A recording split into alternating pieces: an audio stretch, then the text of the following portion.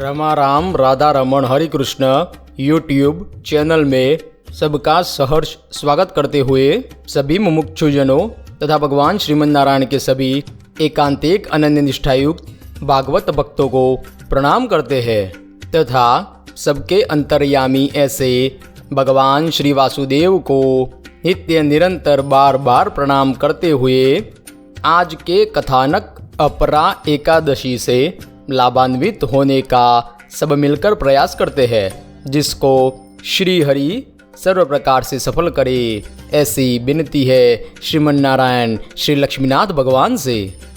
जिस प्रकार से पिछले कुछ एकादशी की वीडियो में हमने देखा कि व्रत उपवास करने में दशमी विद्या एकादशी का त्याग करना चाहिए और दशमी के संयोग रहित एकादशी को अर्थात कि शुद्धा एकादशी को व्रत उपवास करना चाहिए।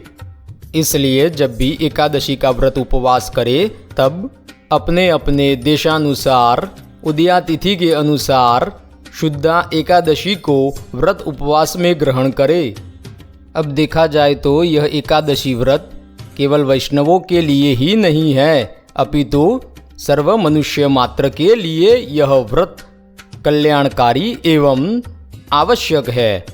उद्धव संप्रदाय में भगवान श्री स्वामीनारायण अर्थात श्री सहजानंद स्वामी अपने सभी आश्रितों को आज्ञा करते हुए कहते हैं कि एकादशी नाम सर्वासाम कर्तव्यम व्रतमादरात् कृष्ण जन्मदिनानाम च शिवरात्रिश्च सोत्सवम, अर्थात सभी जो एकादशियाँ उसका व्रत आदरपूर्वक करे तथा श्री कृष्ण भगवान के जो जन्माष्टमी आदि जन्मदिन उसका व्रत आदरपूर्वक करे तथा शिवरात्रि का व्रत वह आदरपूर्वक करे और ऐसे व्रत के दिन बड़े उत्सव करे। श्री सहजानंद स्वामी ने यह जो आज्ञा की है वह उद्धव संप्रदाय के मान्य ग्रंथ अर्थात श्री सहजानंद स्वामी द्वारा स्वयं लिखित शिक्षापत्री ग्रंथ में है तथा ऐसा ही एक श्री स्वामीनारायण भगवान द्वारा मान्य किया गया ग्रंथ श्री सत्संगी जीवन, उसमें श्री स्वामीनारायण भगवान अर्थात श्री नारायण मुनि कहते हैं कि सभी एकादशी और पूर्णिमा भगवान की रामनवमी जन्माष्टमी आदि प्रादुर्भाव की तिथियां शुभ काल है, जिसमें किए जाने वाले जाप होम व्रत देव पूजा गाय कुत्ता आदि पशुओं को आहार देना ब्राह्मण पूजा अतिथि पूजन इत्यादि शुभ कर्म अविनाशी फल को देने वाले होते हैं। यह सब वचन श्री सत्संगी जीवन धर्म ग्रंथ के 3 प्रकरण में भगवान मनुष्य को धर्म की सिद्धि हो उसके लिए शुभ काल का वर्णन करते हुए बतलाते हैं। अतः अपने कल्याण इच्छुक सभी भक्तजनों को एकादशी का व्रत विधि पूर्वक करना चाहिए तथा इसी श्री सत्संगी जीवन ग्रंथ के प्रथम प्रकरण में भगवान श्री हरि अपनी माता के प्रति उपदेश देते हुए कहते हैं कि हे माँ, जन्माष्टमी तथा रामनवमी आदि भगवान के प्राकट्य दिवस तथा सभी एकादशियों के व्रत के दिन वाजिंत्र गान के साथ भगवान की महापूजा करनी चाहिए। शक्ति के अनुसार व्रत उपवास करना चाहिए तथा रात्रि जागरण भी करना चाहिए। अगले दिन पारण करे। पारण के दिन या अन्नकूट आदि त्योहारों के दिन भगवान के दृढ़ भक्त साधु और ब्राह्मण को भोजन कराना चाहिए।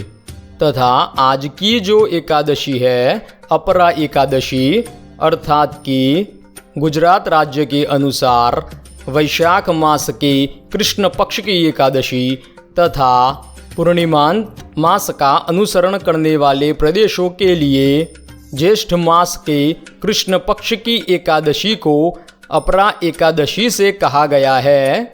और इस एकादशी के बारे में श्री नारायण मुनि अर्थात श्री स्वामीनारायण भगवान श्री सत्संगी जीवन ग्रंथ प्रकरण 3 के अनुसार कहते हैं कि वैशाख मास के कृष्ण पक्ष की एकादशी को अपरा नाम से कहा गया है उसके अधिष्ठाता अधोक्षज भगवान कहे गए हैं तथा उनकी शक्ति त्रयी नाम से कही गई है। इस एकादशी में त्रयी देवी के साथ अधोक्षज भगवान की पूजा केतकी पुष्प से करे। अर्घ्य में बहुफली अर्थात बोफली कही गई है तथा नैवेद्य में दूध भात माना गया है और दान में बछड़े सहित गाय का दान माना गया है। यह वचन सत्संगी जीवन ग्रंथ के तृतीय प्रकरण के 33वें अध्याय में है। अब आज का जो आख्यान है अपरा एकादशी का, उसे हम श्री पद्म महापुराण से देखेंगे। उसमें कथानक के अंत में भगवान श्री कृष्ण कहते हैं कि इस आख्यान को पढ़ने और सुनने से 1000 गोदान करने का फल होता है। अतः इस संपूर्ण कथानक को अत्यंत ध्यानपूर्वक सुने तथा भक्ति भाव पूर्वक इसे अपने हृदय में धारण करे। अब इस एकादशी के आख्यान को श्रवण करने से पूर्व सभी पंचदेवों को प्रणाम करते हुए चलते हैं सर्वमंगलकारी मंगलाचरण की दिशा में। नारायणं नमस्कृत्यं नरं चैव नरोत्तमं देवीं सरस्वती व्यासं ततो जय मुदीरयेत्। सद्विद्या के मूल ऐसे भगवान को प्रणाम हो। भगवान श्री नारायण, नरोत्तम नर, देवी सरस्वती तथा वेदव्यास भगवान को प्रणाम हो तथा सत्य स्वरूप परमेश्वर संबंधित सारभूत सत्य शास्त्रों का सदैव जय जयकार हो। अब अक्षरधाम के अधिपति माँ राधा रमा युक्त श्री कृष्ण जो बद्रीवन में मुनि रूप धारण करके तप में स्थित है, ऐसे श्री नरनारायण भगवान को हम प्रार्थना करते हैं। अवतीर्य निजाक्षरात् परा देहमूर्त्यां बदरीवने स्थित भुवि भारत जीव शर्मणे नर नारायण देव पाहि मां। अपने दिव्य अक्षर अमृत अविनाशी परम धाम से माता मूर्ति देवी से इस भूमंडल पर भरतखंड में मनुष्य रूप से अवतार धारण करने वाले भगवान बद्रीवन में 2 दिव्य रूप धारण करके भारत भूमि के जीवों के हित एवं शरणागत जीव प्राणी मात्र के आत्यंतिक कल्याण हेतु निरंतर तप करने वाले तथा उसका फल सभी आश्रित जनों को प्रदान करने वाले परम ब्रह्म परमेश्वर परमात्मा पुरुषोत्तम नारायण ऐसे श्री नर नारायण भगवान, मैं आपके शरण में हूँ। आप मेरी सर्व प्रकार से रक्षा करके अपने दिव्य सनातन परम स्वरूप का अखंड सुख प्रदान करे। ओम नमो भगवते वासुदेवाय। अब देखते हैं श्री अपरा एकादशी का संपूर्ण आख्यान श्री पद्म महापुराण से। उसमें यह मूल संवाद श्री कृष्ण भगवान तथा युधिष्ठिर राजा का जो संवाद है, उस संवाद को भगवान उमापति शंकर श्री नारद जी के प्रति बतलाते हैं। पिछली एकादशी के वीडियो में हमने देखा कि श्री पद्म महापुराण में भगवान शिव शंकर कहते हैं कि जो एकादशी के दिन भोजन करता है उसे पशु से भी गिरा हुआ जानना चाहिए। वह दुष्ट, पापी और मेरे विपरीत आचरण करने वाला है। मेरी भक्ति का सहारा लेकर जो एकादशी के दिन भोजन करता है वह शरीरधारी भीतर और बाहर करोड़ों पापों से भरा हुआ है। इसलिए यह एकादशी व्रत सभी मनुष्यों को अत्यंत भक्तिभाव पूर्वक एवं आदर पूर्वक करना चाहिए। चाहे वह मनुष्य किसी भी संप्रदाय का हो, वह शैव मत का हो, शाक्त मत का हो, गणपत्य मत का हो या फिर सौर मत का हो। भगवान श्री हरि विष्णु को समर्पित यह व्रत सभी मनुष्यों को भुक्ति एवं मुक्ति प्रदाता है तथा सकाम एवं निष्काम दोनों प्रकार के भक्तजनों को अपने अपने मनोवांछित फल की पूर्ति करने वाला है। इसलिए जो मनुष्य निराहार रहकर मुख्य रूप से यह एकादशी व्रत को नहीं कर सकते, वह अपनी शक्ति अनुसार गौण रूप से अर्थात दूध, फल या मूल इत्यादि का आहार लेकर भी इस एकादशी व्रत को करना चाहिए। अब श्रवण करते हैं श्री पद्म महापुराण से अपरा एकादशी का आख्यान। उसमें युधिष्ठिर राजा ने कहा, ज्येष्ठस्य कृष्ण पक्षे तो किम नाम एकादशी भवेत्, श्रोतुमिच्छामि माहात्म्यम तद्वदस्व जनार्दन। अर्थात युधिष्ठिर राजा ने कहा, ज्येष्ठ मास के कृष्ण पक्ष में होने वाली एकादशी का नाम क्या है? हे जनार्दन, मैं उसका महात्म्य सुनना चाहता हूँ, उसे आप मुझे बतलाए। तब इस प्रश्न के उत्तर में भगवान श्री कृष्ण कहते हैं, साधु पृष्ठम त्वया राजन लोकानाम हितकाम्यया बहु पुण्य प्रदा हेशा महापातक नाशिनी। अर्थात भगवान श्री कृष्ण कहते हैं, हे राजन, लोक कल्याण की दृष्टि से आपने बहुत अच्छा प्रश्न किया है। यह एकादशी बहुत अधिक पुण्य प्रदान करने वाली है और महापातकों का नाश करती है। तथा आगे कहते हैं, अपरा नाम राजेंद्र अपरा पुत्रदायिने लोके प्रसिद्धताम याति अपराम यस्तु सेवते। अर्थात हे राजेंद्र, इसका नाम अपरा है, यह पुत्र प्रदान करने वाली है। अपरा का व्रत करने वाला मनुष्य संसार में प्रसिद्ध हो जाता है। कई सारी जगहों पर यह कहा गया है कि यह एकादशी अपार फल देने वाली होने के कारण इसे अपरा एकादशी कहा गया है। यह वचन श्री ब्रह्मांड पुराण में मिलते हैं कि यह एकादशी अपार फल देने वाली होने के कारण इसे अपरा एकादशी के नाम से जाना जाता है। और वैसे भी जैसे जैसे आप कथानक सुनेंगे तो इसका महात्म्य स्वयं स्पष्ट कर देगा कि यह एकादशी अपार फल देने वाली ही है। अब आगे श्री पद्म महापुराण से तथा आगे कहते हैं कि ब्रह्महत्या विभूतोऽपि गोत्रः भ्रूणः तथा परापवादवादी च परस्त्री रसिकोऽपि च।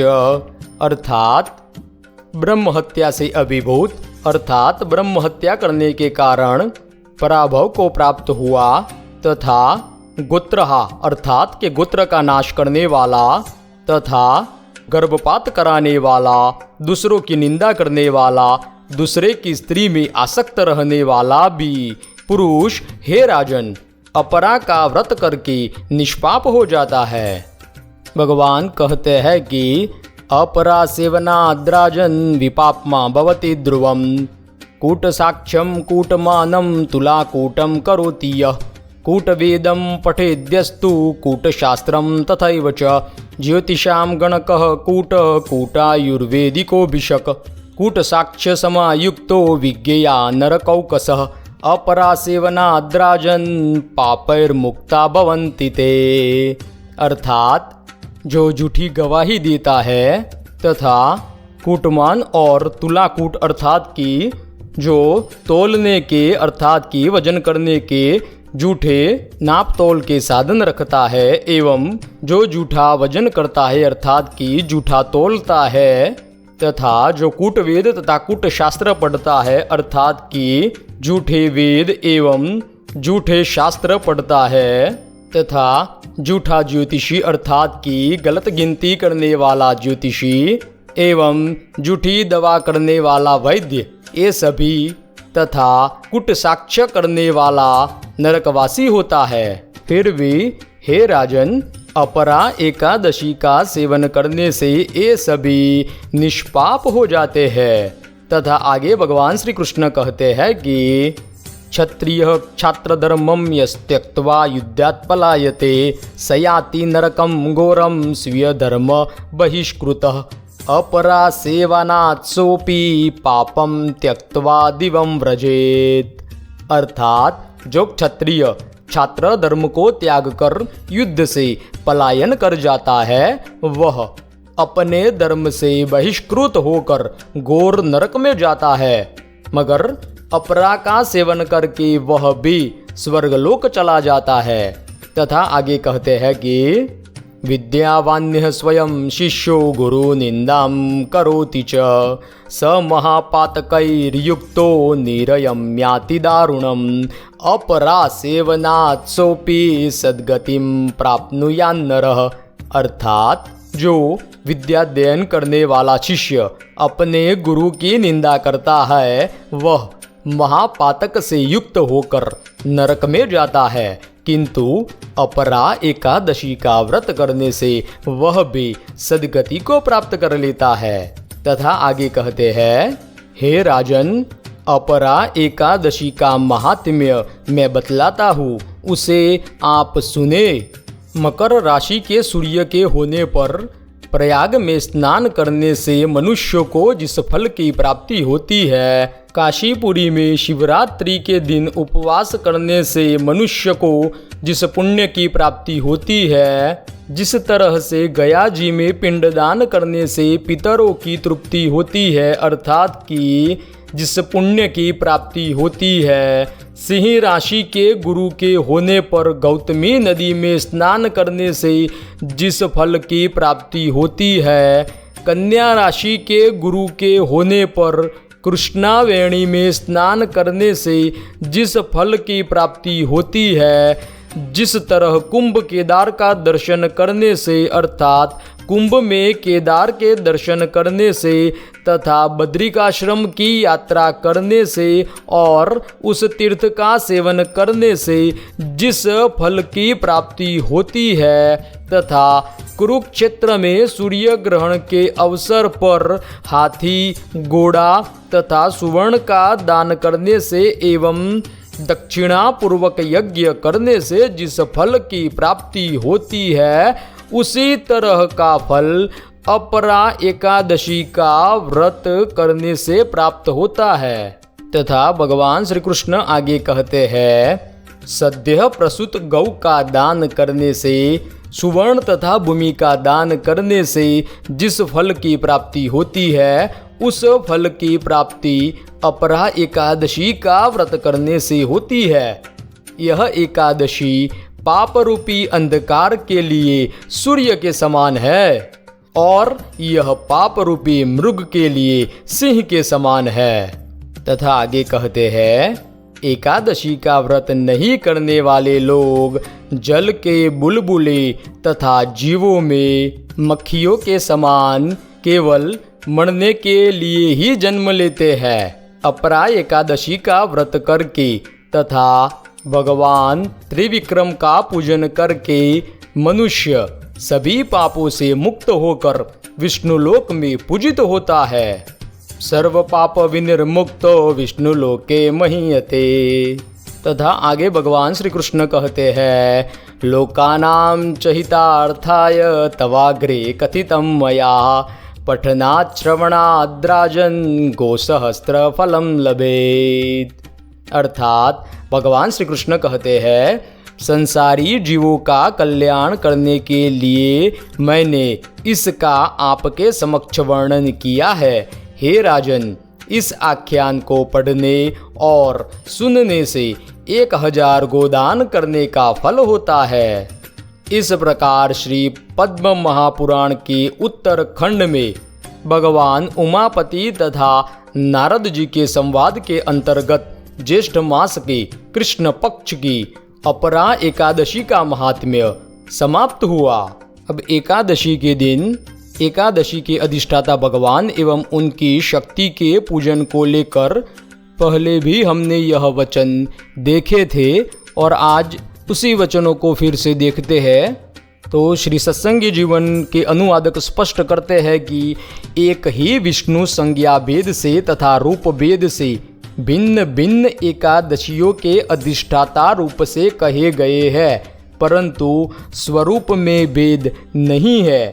तथा इस बात को सुस्पष्ट करते हुए वचन देखिए तो भगवान श्री नारायण मुनि कहते हैं कि श्री सत्संगी जीवन ग्रंथ में यह वचन है। श्री नारायण मुनि अर्थात श्री स्वामीनारायण भगवान कहते हैं कि व्रती पुरुष सुवर्ण से, रजत से अथवा अन्य किसी धातु से अपनी शक्ति अनुसार लक्ष्मी जी और कृष्ण की प्रतिमा बनवाकर वह लक्ष्मी सहित श्री कृष्ण की मूर्ति की सर्वतोभद्र मंडल में भक्ति से पूजा करे। शक्तिमान पुरुष 24 पूर्वोक्त एकादशियों के अधिष्ठाता केशवादिक अपनी शक्ति सहित के साथ तथा नंदादि पार्षदों से आवृत श्री सहित श्री कृष्ण की पूजा करे। तथा आगे कहते हैं असमर्थ जन तो चावल से बनाए हुए अष्टदल कमल में यथाशक्ति प्राप्त उपचारों अर्थात पुष्प फल यथाशक्ति प्राप्त द्रव्यों से श्री सहित एक श्री कृष्ण का भक्ति भाव से पूजन करे। जिस एकादशी के अधिपति हो उसके नाम से पूजन के समय पर श्री कृष्ण का पूजन करे तथा उस एकादशी के अधिष्ठाता की जो जो शक्ति कही गई हो उसके नाम से रुक्मिणी का पूजन करे। फिर आगे कहते हैं कि एकादश्यधिपः सर्वे कृष्ण सैक्यस्य पूजया पूजिताः स्युः शक्तयश्च तेषां लक्ष्म्यास्तु पूजया। अर्थात एक कृष्ण के पूजन से सभी एकादशियों के अधिष्ठाता की पूजा हो जाती है और एक लक्ष्मी जी के पूजन से वह सभी केशवादिक 24 अधिष्ठाता मूर्तियों की पत्नियों की पूजा हो जाती है। तथा यह भी कहते हैं कि प्रत्येक एकादशी पर कहे गए फल पुष्प आदि वस्तुओं के अभाव में यथाशक्ति प्राप्त उपचारों से प्रेम पूर्वक पूजा करे। किसी भी फल के अभाव में सुपारी अर्पण करे, पुष्पों के अभाव में तुलसी पत्र अर्पण करे। मुख्य नैवेद्य के अभाव में शर्कराखंड अर्थात मिश्री साकर निवेदन करे और मुख्य रूप से कहे गए दान योग्य द्रव्य के अभाव में यथाशक्ति अन्न का दान करे। फिर आगे कहते हैं कि व्रती पुरुष मुख्य रूप से यह सब विधान करने की अनुकूलता हो तो द्रव्य लोभ अर्थात कि लालच अनादर या प्रमाद आलस्य से गौण पक्ष को कदापि ग्रहण न करे न ही करे। अर्थात कि जो प्राप्त हो सकता है उसके लिए अवश्य प्रयास करे, मगर यदि किसी उपचारों की प्राप्ति नहीं होती तो उसके लिए भी भगवान श्री नारायण मुनि अर्थात श्री स्वामीनारायण भगवान ने यहाँ पर उपाय बतलाया है। रमा राम राधा रमण हरि कृष्ण हरे हरे। अब आगे नारद पुराण में कहा है कि मनुष्य दोनों पक्षों की एकादशी को निराहार रहे और एकाग्र चित्त हो, नाना प्रकार के विध विध पुष्पों से शुभ एवं विचित्र मंडप बनावे, फिर शास्त्रोक्त विधि से भली भांति स्नान करके उपवास और इंद्रिय संयम पूर्वक श्रद्धा और एकाग्रता के साथ विविध प्रकार के उपचार जप होम प्रदक्षिणा स्तोत्र पाठ दंडवत प्रणाम तथा मन को प्रिय लगने वाले जय जयकार के शब्दों से विधिवत श्री विष्णु की पूजा करे तथा रात्रि में जागरण करे। ऐसा करने से मनुष्य भगवान विष्णु के परम पद को प्राप्त होता है। नारद पुराण के इसी वचन के साथ अब आज का यह कथानक समाप्त करते हैं तथा इसमें भाषा दोष प्रमाण दोष तथा उच्चार अनुवाद आदि में जो भी त्रुटियां हुई हो उसके लिए हम आप सबके क्षमा प्रार्थी है। मिलते हैं अगले वीडियो में, तब तक के लिए सबको रमा राम राधा रमण हरि कृष्ण हरे हरे। जय जय राम कृष्ण हरे जय जय राम कृष्ण हरे जय जय राम कृष्ण हरे जय जय राम कृष्ण हरे।